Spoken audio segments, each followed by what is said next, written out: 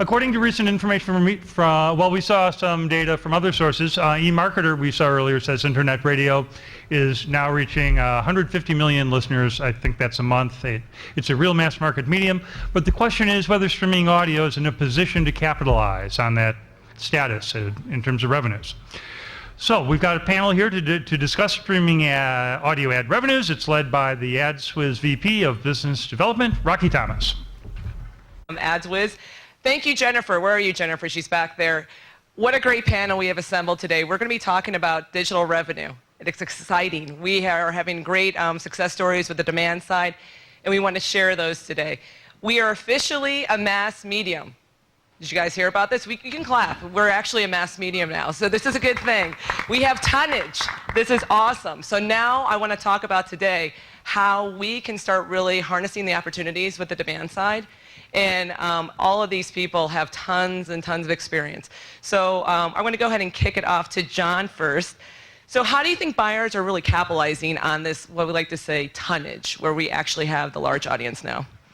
Well, I think, I don't know if you can hear me. Can you hear me? Hello?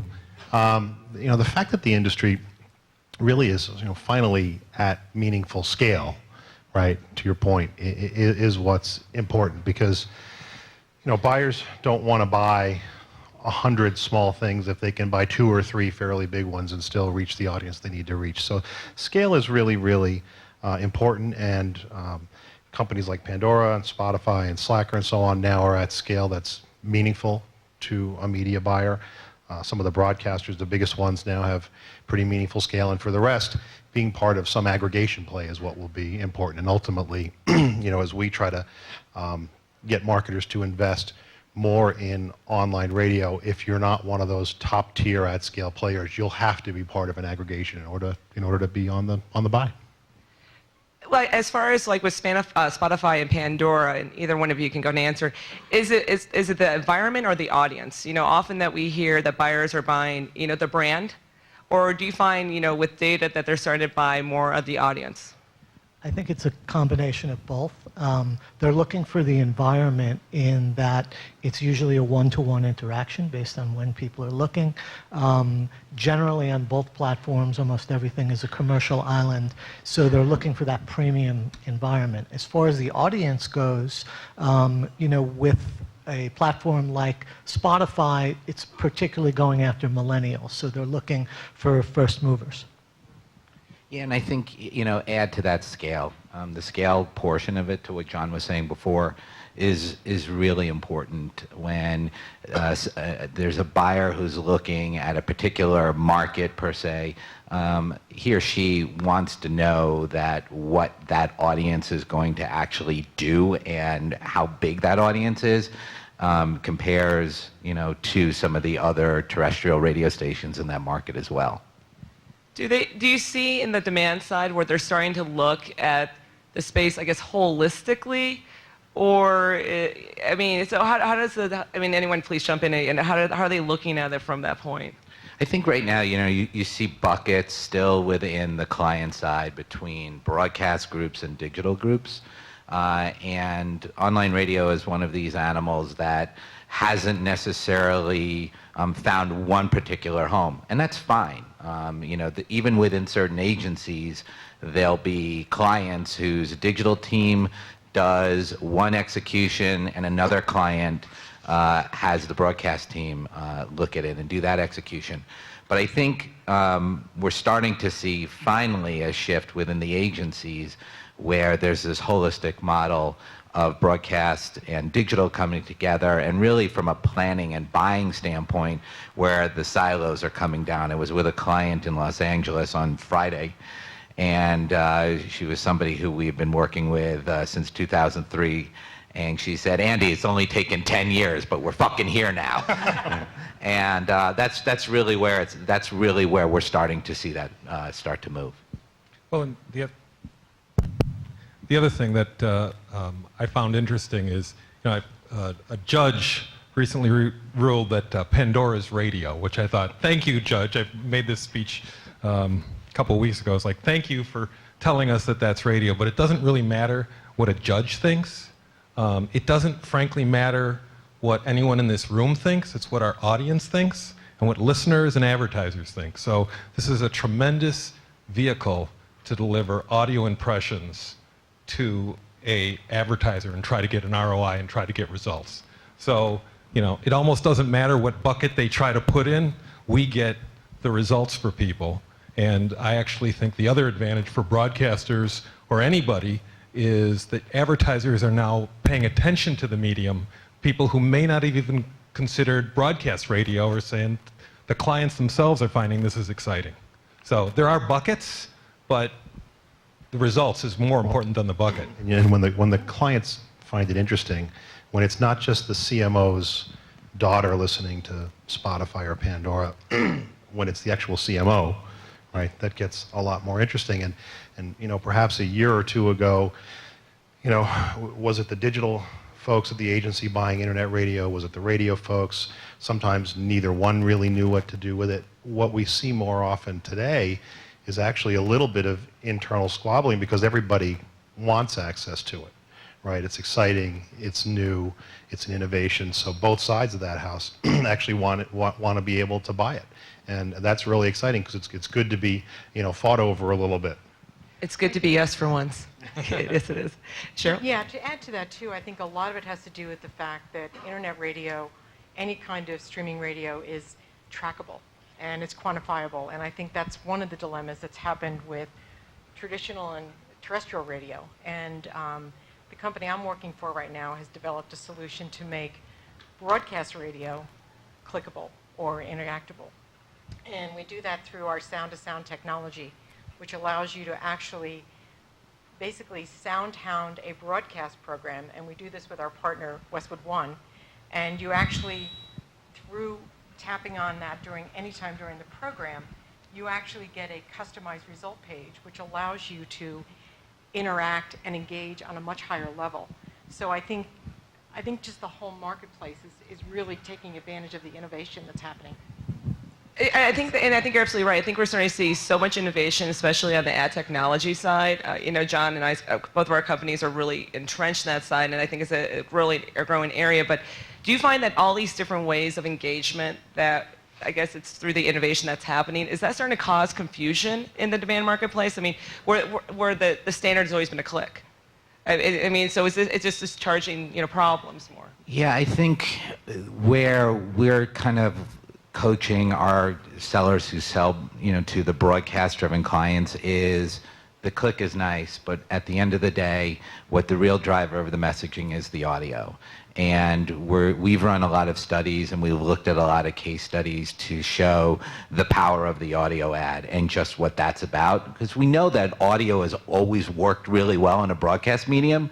So you take the environment of a lower clutter environment, you take a more personalized environment, that audio ad should have a lot more power to drive. And the research that we've looked at shows just that. But I think to take it a step further, when you talk to clients, not necessarily at the national level, but you talk to clients at the local level, those retailers who can directly see what happens when they advertise and when they change the media mix a little, they can tell you that the power of this medium is really, really strong. That all of a sudden, nothing changed. I added Pandora or Spotify or whatever into the mix, and we drove that much more in sales. I had this many more people come in to, you know, talk about a car, whatever it may be. That's the real power of the medium at the end of the day.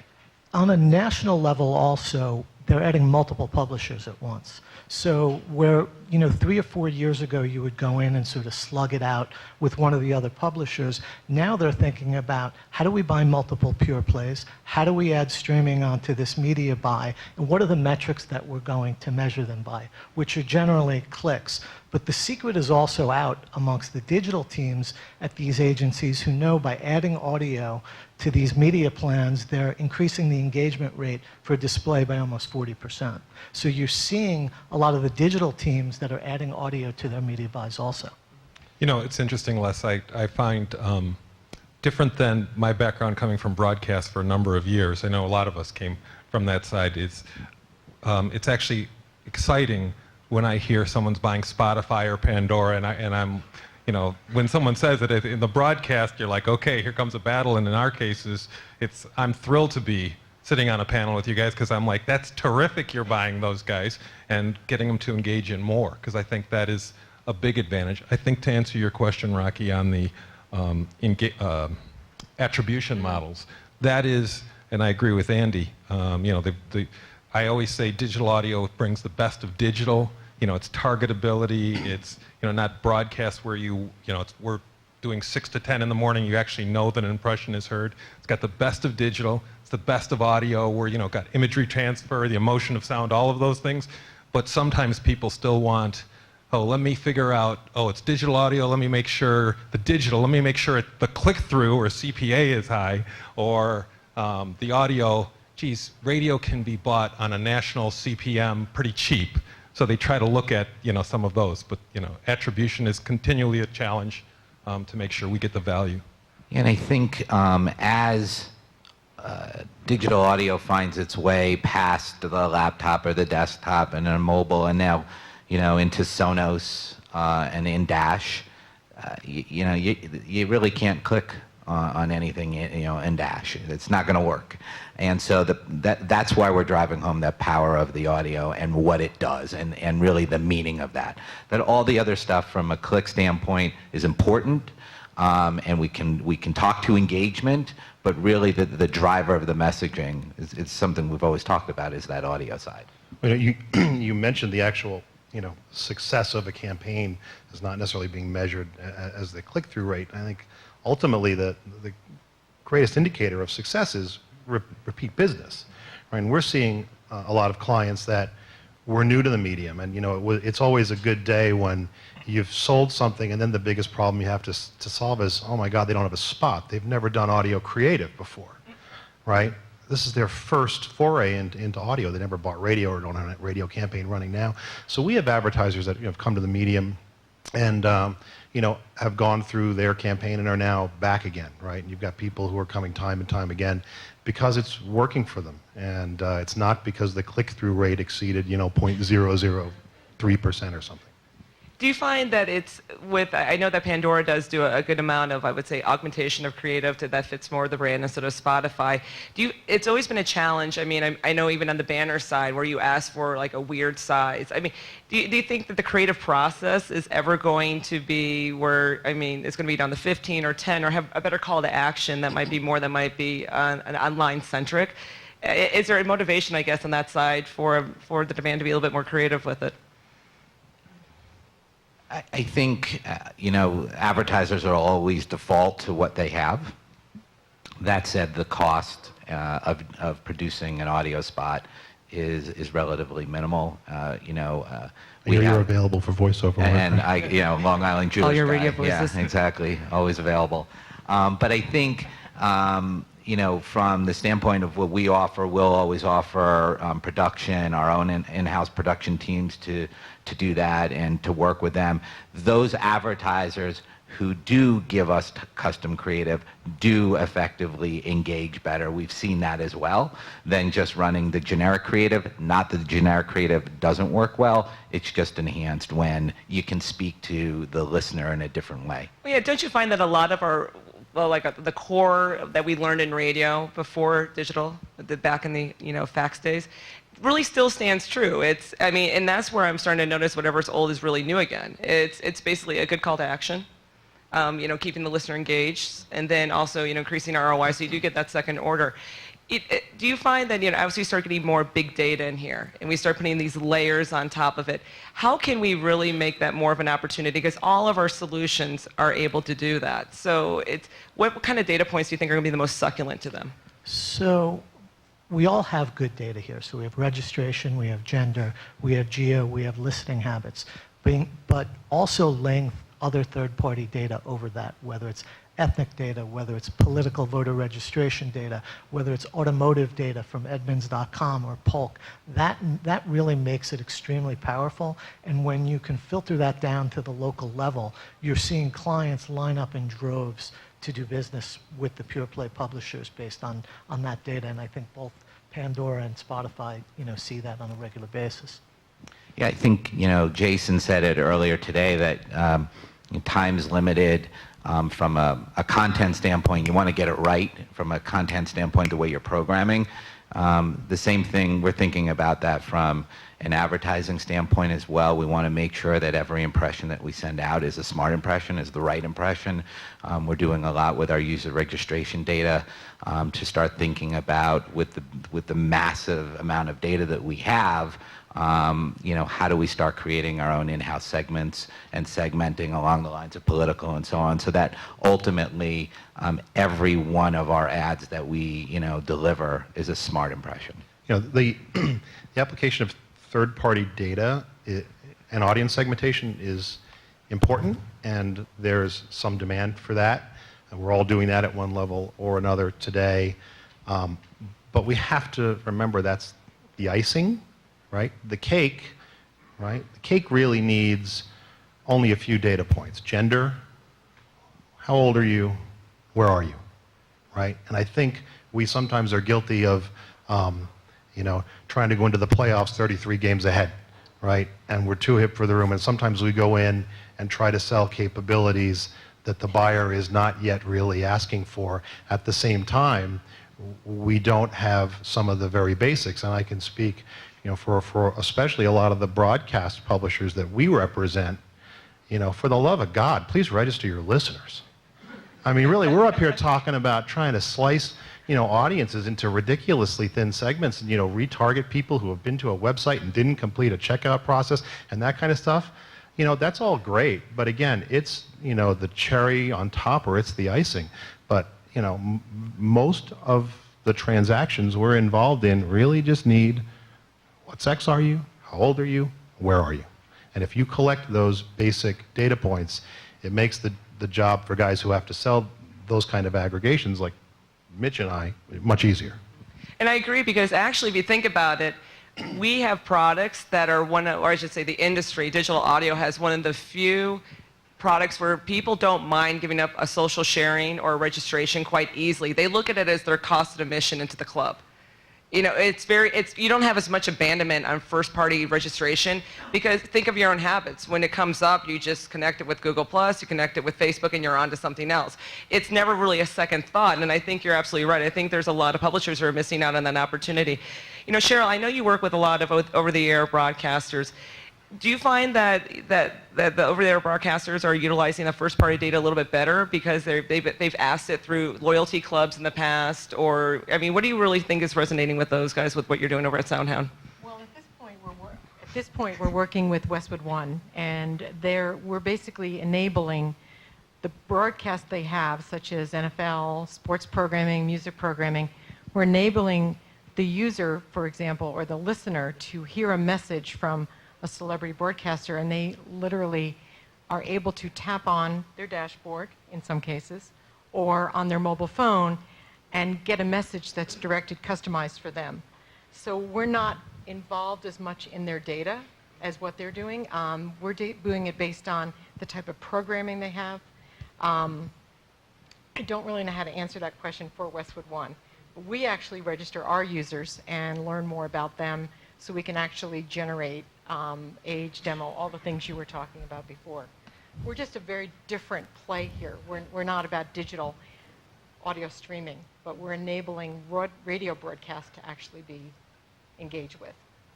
Well, the other thing is when, I'm sorry, were you finished? I didn't want to. Yeah, no. Is we find when you target an advertiser, or when you target a user, the advertising becomes much more effective, because people don't mind advertising.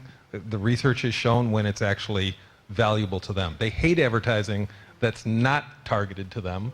I mean, I don't want to hear I won't name products, but I want to hear advertising that's targeted towards what I want to buy, and especially when the time comes that I'm in the market for something, then that advertising is valuable.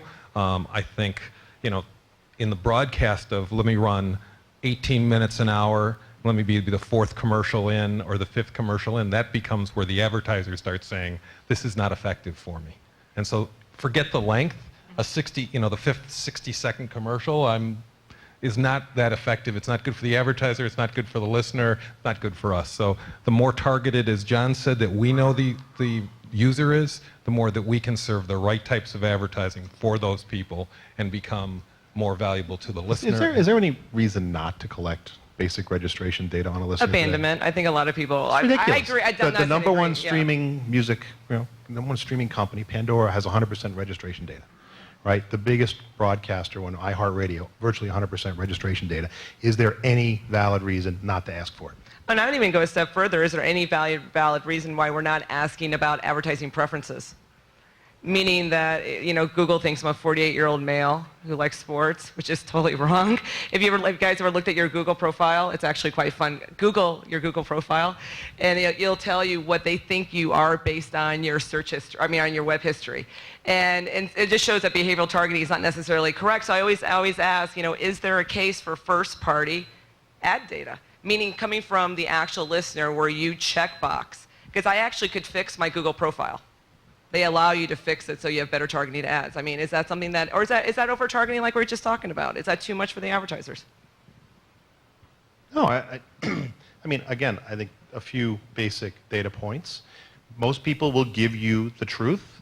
There's, Pandora's already got a process that's MRC accredited now for how to validate that input and how to keep revalidating it from time to time to make sure that it's still accurate. Again, it seems fairly simple to me. We can get into crazy, targeting and retargeting when necessary, but 95% of the time at this point, you don't have to do that.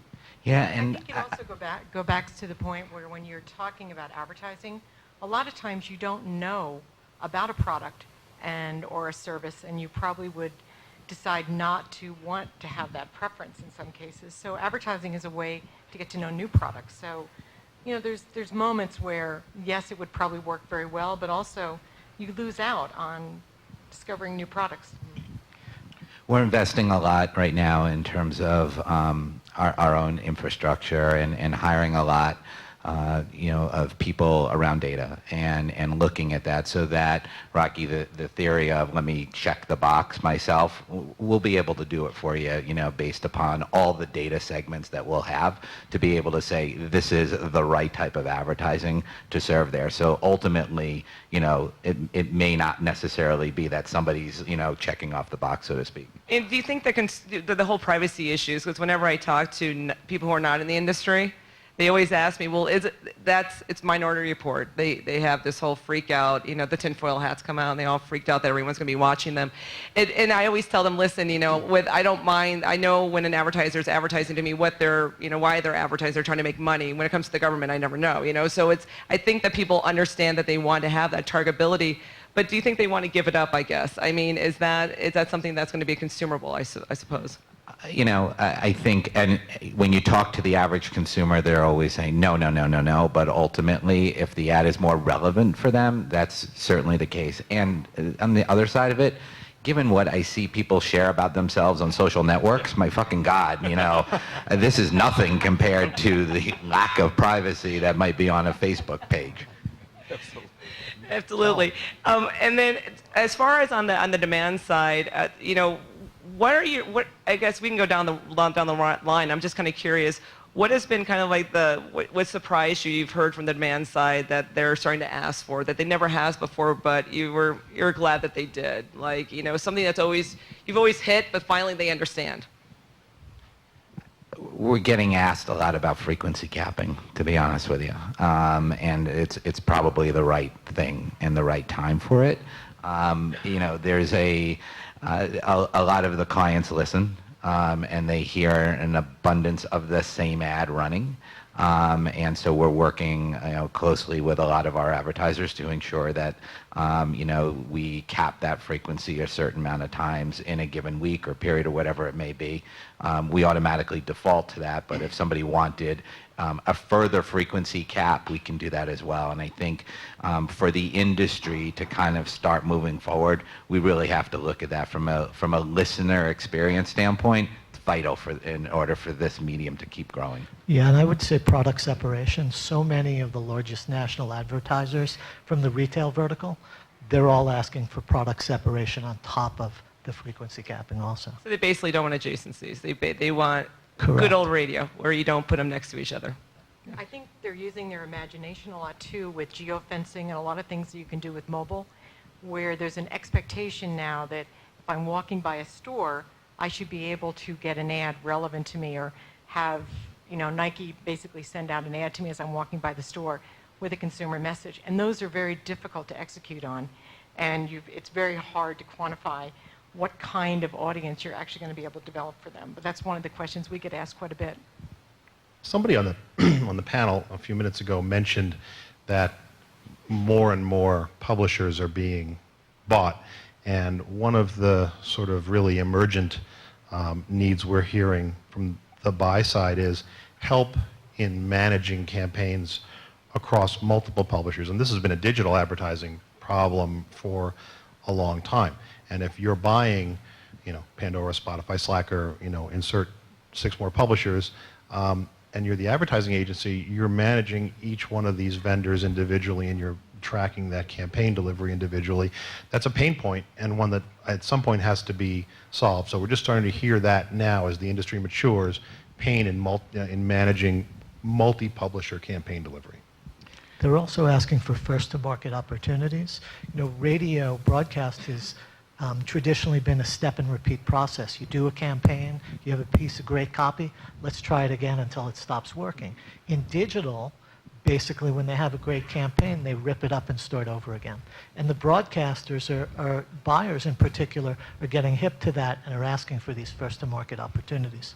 They've also asked it, along with John was saying before, asked for the medium to be easier to be bought at a certain level, and our integration into the media ocean and strata buying systems, using the Triton data and being put into those mechanisms has just been huge, because now a buy on Pandora doesn't necessarily have to exist on a separate spreadsheet or anything like that, or an Excel, that sits over here. It's integrated right into what they're doing from the local or terrestrial radio side of things, and that's been a very, very big step for us. So the things that, and I get to go last, I guess, because we went down the line. So I want to kind of take some of what you said. So when you said the Minority Report, so the things that have surprised me is that the advertisers want the Minority Report. They want geofencing within 10 feet,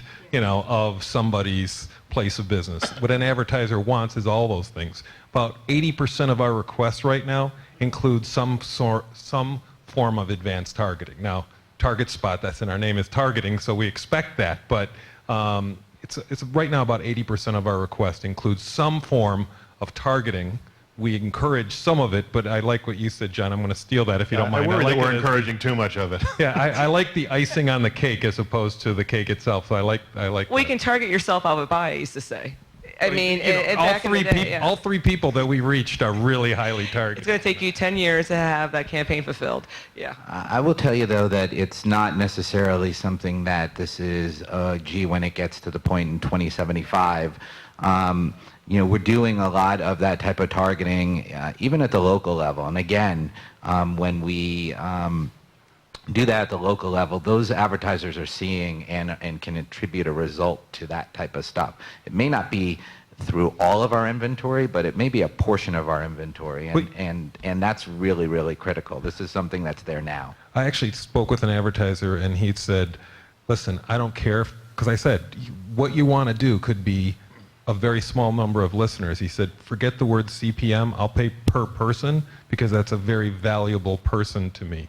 So there is advantages to that as well. I'm taking that business card. So maybe, more than just the interest in targeting specific audience segments based on, whatever third-party data you might have. What I think is maybe ultimately of more interest is the idea of retargeting people, right? You've observed people on a particular website, they've expressed some interest in something, and you're coming back to retarget them, or they've received a message through a video channel or through display channel, and you're trying to, round the bases and give them audio from the same advertiser as well. So we're finding much more interest in creative applications of retargeting technology now, and I think that's where there's a lot of real interesting upside in the near term. And I think we are out of time. Do we have time for any questions? Just one? No? Thanks, Kurt. And then You weren't going to answer it anyway. We're going to be. Thanks again for my panel here. Thank you, and I'm sure we're all going to be around the cocktail party because this is a cocktail party type of cruise. So please find us if you have any more questions, guys.